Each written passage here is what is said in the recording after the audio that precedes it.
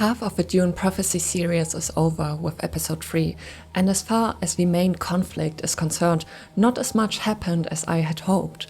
Instead, we learned a lot about Tula and Valya's backstory and why they both joined the Sisterhood. Although this backstory tells us a lot about Valya and Tula, I'm more interested in the end of the third episode.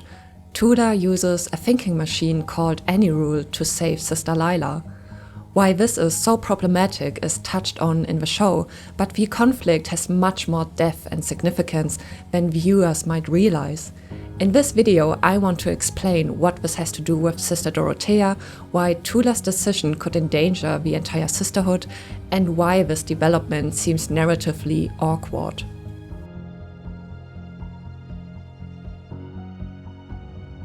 Humanity in Dune's universe did not decide to go to war against the thinking machines overnight. Up to a certain point, artificial intelligence had been evolving and taking over more and more tasks that had previously only been done by humans. This was supposed to give humanity more freedom to evolve, but the opposite was the case, as those who controlled the thinking machines were now able to subjugate all of humanity in a technocracy. Instead of the freedom they had hoped for, many people were enslaved.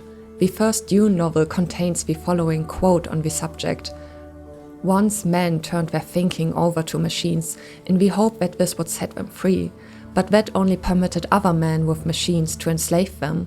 This led to a growing resentment of the technocrats and their thinking machines, but the revolt against the thinking machines was also religious in nature, and this is reflected in Herbert's choice of words for this war. When he speaks of jihad, he is referring to the holy war against the machines.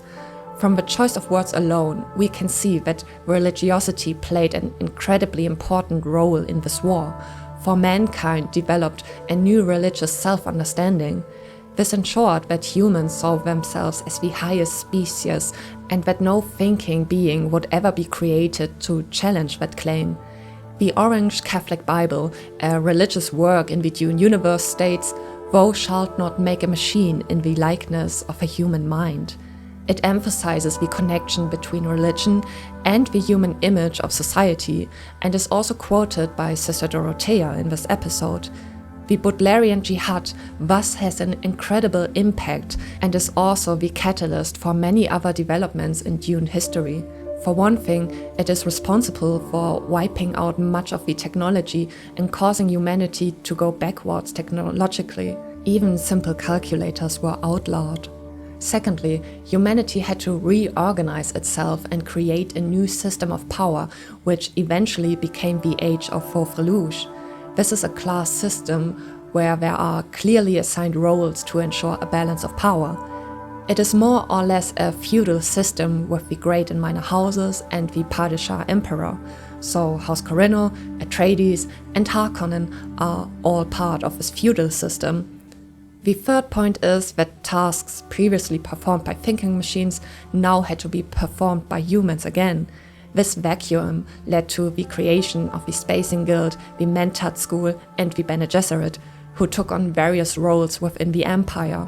However, the influence of the Butlerian Jihad did not stop at the Bene Gesserit. This is most evident in Sister Dorotea.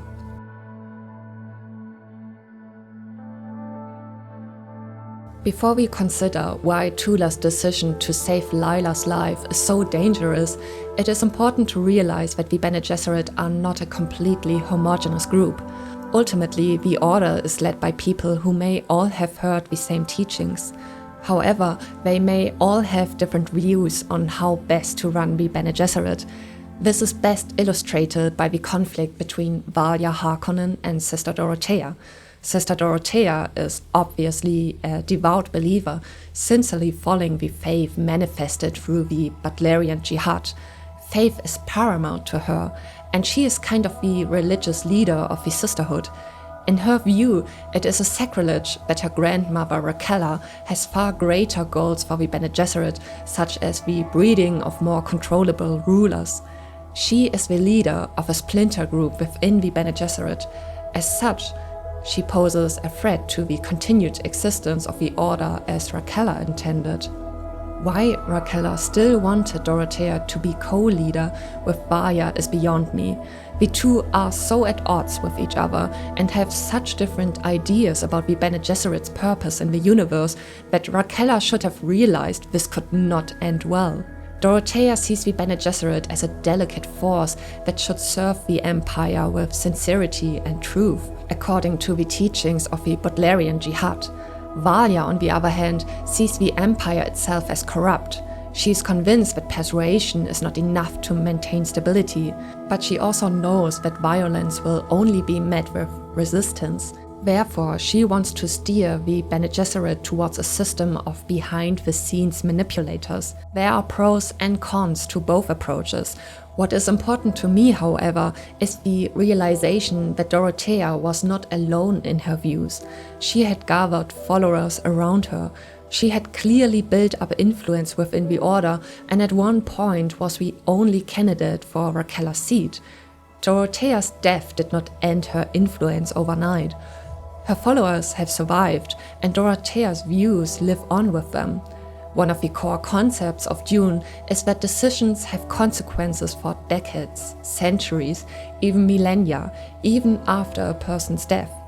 Tula's decision to save Lila with the help of the secret thinking machine Anirul could therefore pose an extremely high risk to the Bene Gesserit. It must never be revealed that Lila was saved by a thinking machine. But how will Tula explain everything if Lila is indeed resurrected? Despite Dorotea's death, there are still Bene Gesserit who follow her teachings, and they may be particularly sensitive if this secret is revealed. If it becomes known that the Bene Gesserit possess a thinking machine of this magnitude, they will become the target of the entire empire. It would be easy for Desmond to convince the Emperor to eliminate the Bene Gesserit. After all, it was the Corrinos who won the decisive victory over the thinking machines at the Battle of Corinne. As such, they have a vested interest in eradicating all thinking machines from the universe. If Lila survives, then Tula must somehow cover up the fact that a thinking machine helped her. But then there is the question of what Lila will do. Dorotea is her grandmother and showed her during the agony that Valya was responsible for her death. Will she still see Tula as a mother figure, or will she condemn the name Harkonnen as her grandmother did?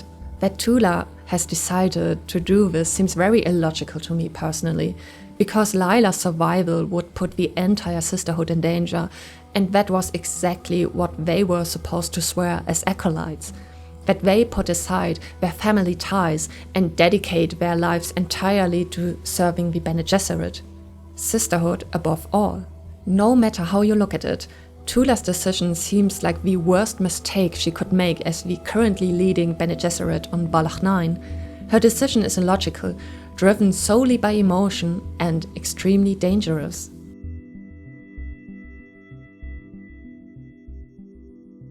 For me, the dramaturgical decision in this episode is clearly the work of Brian Herbert. I hope that this dilemma can still be resolved in a reasonably skillful way and that we will still be able to enjoy the other 3 episodes. Thank you for watching the video to the end. I would really appreciate a like. See you in the next Dune Prophecy video.